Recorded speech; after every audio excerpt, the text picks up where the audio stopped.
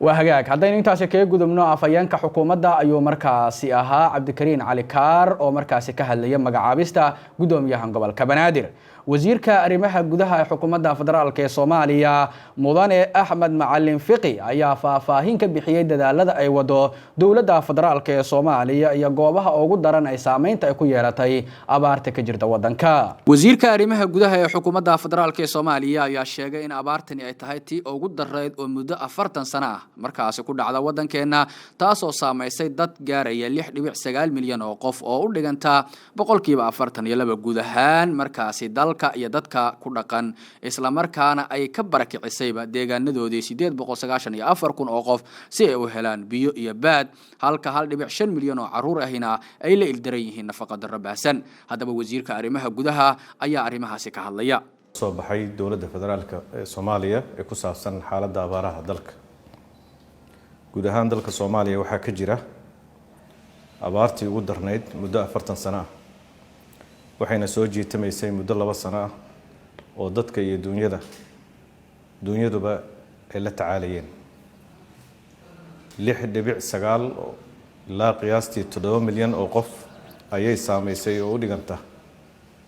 42% dadka Soomaaliyeed ee ku dhaqan Jamhuuriyadda Federaalka Soomaaliya waxay barakicisay abaartaasi oo deegaanadooda ka barakicisay dad ku dhow 900 kun oo qof si ay u helaan biyo iyo baad halka 1.5 ama milyan iyo bar caruur ay la ildaran yihiin nafaqa darro ba'an inkastoo guud ahaan dalka si siman ay u saameysay haddana xogta ay dawladda federaalka ee Soomaaliya hayso waxa kamid ah in dhulka ay ku dhaqan yihiin xoolo dhaqatada iyo beeraleyda gobolka Baay iyo Bakool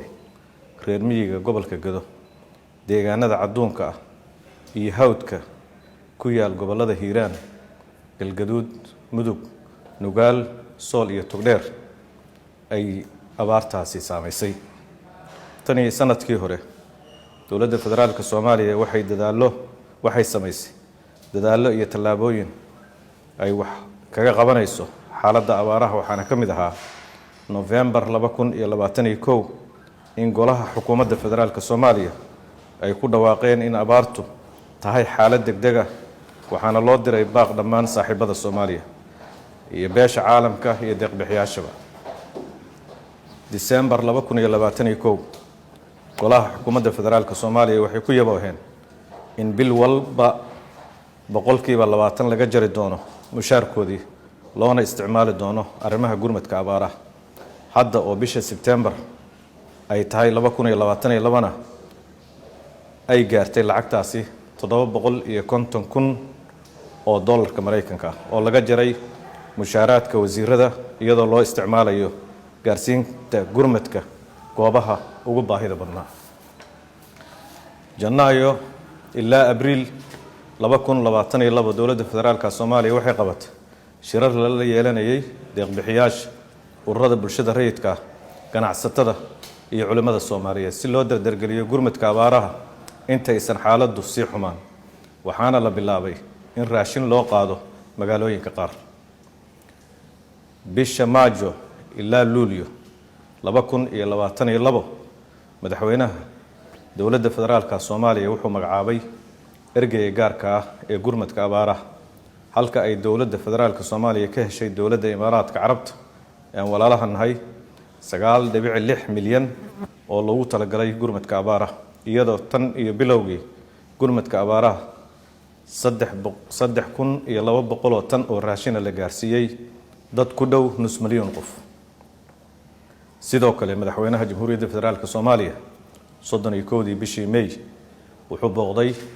magaalada Baydhabo ee dawlad goboleedka Koonfur Galbeed si loo kurgalo xaaladda abaaraha sidoo kale madaxweynuhu 2 bishii August 2 bishii June wuxuu booqday sanadkan magaalada Dhuusamareeb ee dawlad goboleedka Galmudug si iyadana loogu kurgalo xaaladda abaaraha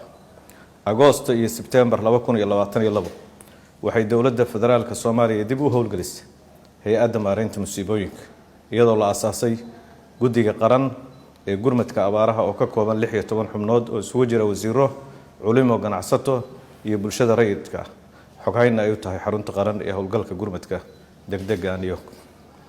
Isbuucan dowladda federaalka Soomaaliya waxay u dirtay raashin 50 tan ah oo loogu talagalay 2,100 qoys oo ku sugan gobolka goobaha looga baqayo in nafaqo darro ka dilaacdo, iyadoo degmooyinka qaar la siiyay dhaqaale ay dib ugu hagaajiyaan ceelasha biyaha ay cabi jireen ee argagixisadu ay burburisay. dowladda federaalka Soomaaliya waxaa ka go'an